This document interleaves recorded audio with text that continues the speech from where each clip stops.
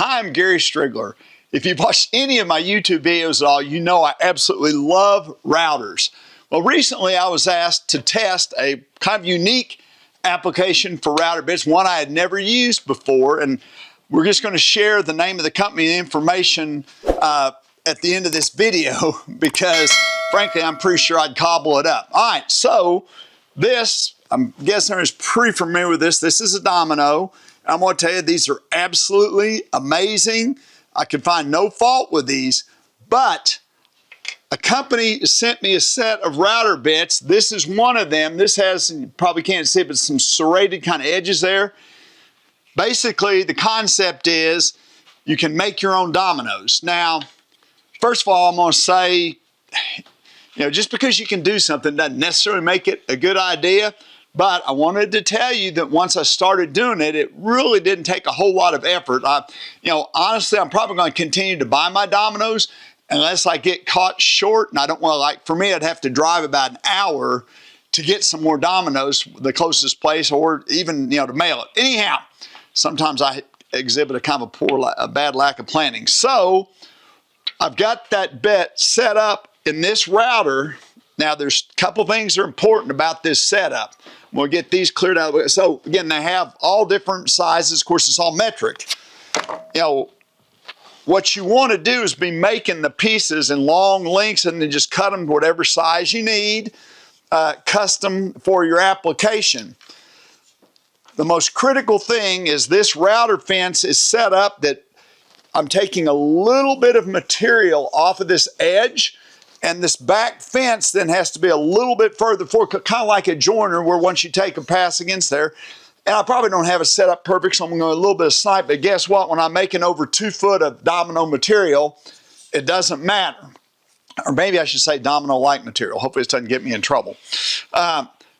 One thing, I had recently done a job where I had tons of beech left over, just lots of things. And that might be, if you're that kind of person, I just hate to throw away this good wood. That could be a reason for you wanting to do it. Now, this is, here's a piece I'm going to run, but this is, just the material that I made up. And once I got the router set up, you do have to micro adjust the height. So it's probably going to take you 10 minutes or more to get this set up. Then the second part of it is to get the thickness just right. And personally, I've got a drum sander, so I just got close and I really fine-tuned the drum sander. But what you got to have is when you put one on top of the other, you just don't feel any shoulder at all.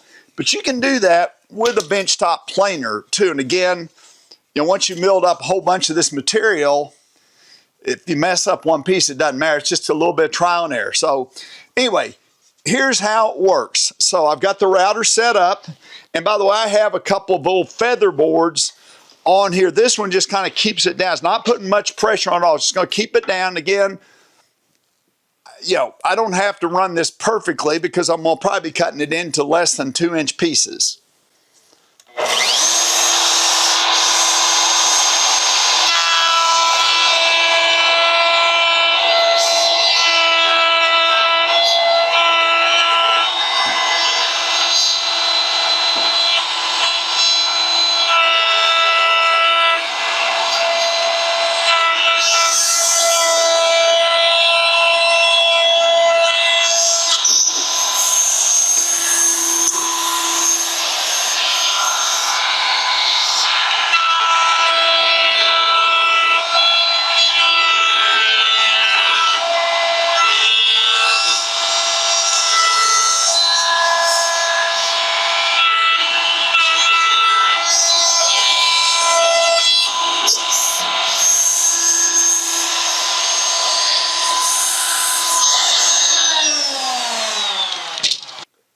So if I need to take just a little bit more, if I didn't have the width cut right, I can simply run again, get about another 1/16 off of it.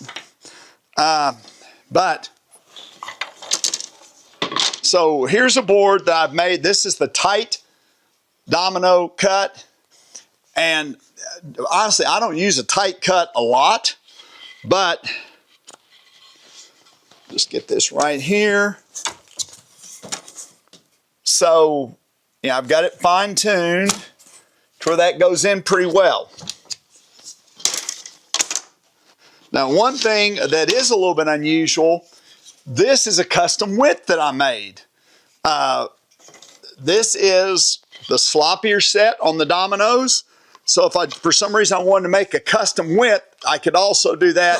And I can make any size width of opening for the domino just by moving my, moving my joiner back and forth. So again, am I going to quit buying dominoes? Probably not. I absolutely love my domino machine. It's a super useful tool. And what I would tell you, is if you can afford one, buy one. If you can't afford one, check out the loose tenon jig from Craig. But loose tenon joiner is a great way to go.